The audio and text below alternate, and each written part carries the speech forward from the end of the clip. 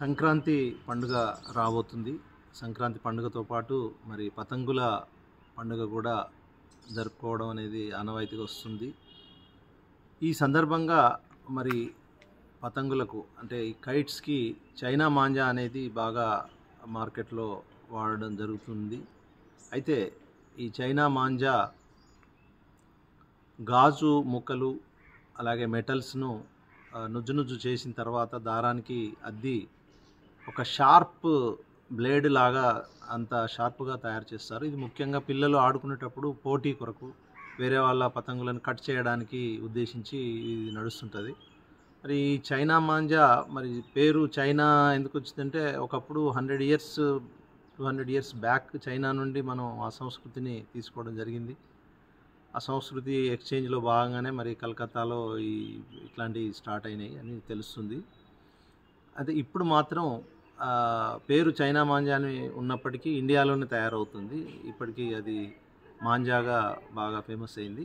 దీన్ని మరి నిర్మూలించాల్సిన అవసరం ఉంది. ఎందుకంటే అనేక రకాల పక్షులు, కొన్ని జంతువులు మరియు మనుషులు కూడా ఈ మధ్యన చనిపోయిన సందర్భాలు మనం చూసాము. అంత గొంతు కట్ అయిపోయి చనిపోయిన సందర్భాలు, వెహికల్స్ మీద వెళ్తున్నప్పుడు తట్టుకొని చనిపోయిన సందర్భాలు ఉన్నాయి. కాబట్టి దీన్ని అరికట్టాల్సిన అవసరం ఉందని భావించి మరి central government environment protection act 1986 section 5 ప్రకారం అన్ని రాష్ట్ర ప్రభుత్వాలకు ఉత్తర్వులు అందించడం, తద్వారా మరి రాష్ట్ర ప్రభుత్వాలు కూడా ఇప్పుడు ప్రతి జిల్లా కలెక్టర్కు ఉత్తర్వులను, నిర్దేశాలను అందించి సూచనలు ఇస్తూ ప్రతి విద్యాశాఖాధికారికి తప్పనిసరిగా అన్ని స్కూల్స్కి అలాగే మిగతా కాలేజ్ స్టూడెంట్స్ కూడా హైయర్ ఎడ్యుకేషన్ కూడా ఇన్స్ట్రక్షన్స్ వెళ్ళాలి. చైనా మాంజా కానీ నైలాన్ మాంజా కానీ వాడినట్టయితే దాని శిక్ష ఉంది, నేరం అని చెప్పి తెలియజెప్పడమే కాకుండా మరి తగిన సోదాలు, సడన్ సర్ప్రైజ్ ఇన్స్పెక్షన్స్ కూడా అటవీ శాఖ వారు, పోలీసు వారు, మున్సిపాలిటీ వారు కలిసి చేయాలి. అందుకు వీరందరికీ అధికారాలు కూడా కల్పించాల్సిన అవసరం ఉంది. అప్పుడే మరి మనం ప్రజల్లో కానీ పిల్లల్లో కానీ ఇది ఒక అవగాహనని తీసుకొచ్చి సెన్సిటైజ్ చేసే అవకాశం ఉందని చెప్పి భావిస్తున్నాను. మరి ఎన్నో ప్రమాదాలు జరుగుతున్నాయి. ప్రతి సంవత్సరం ఈ కైట్ ఫెస్టివల్ జరుగుతున్నప్పుడే ఇవి బయటకు వస్తున్నాయి. మరి దీనికి ప్రత్యామ్నాయం లేదా అంటే కేవలం దారం, మామూలు దారంతో, కొంచెం దొడ్డు దారంతో కనుక చేసినట్టయితే ఇబ్బంది ఏం లేదు.